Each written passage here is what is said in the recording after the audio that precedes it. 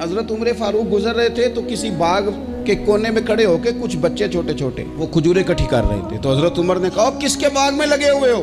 सब बच्चे दौड़ गए। तो हजरत सनान बिन सलमा फरमाते मैं अभी छोटा था, मैं खड़ा हो गया तो मैंने कहा हुजूर हमने तोड़ के नहीं खजूरें खाई, गिरी हुई खाई हैं। और आपको पता है जो रास्ते में गिर जाएं वो उठानी नाजायज नहीं होती। हुक्मरान वक्त 22 लाख मुरब्बा मील का हुक्मरान बच्चे के पास खड़े हो गए, छोटे बच्चे के पास।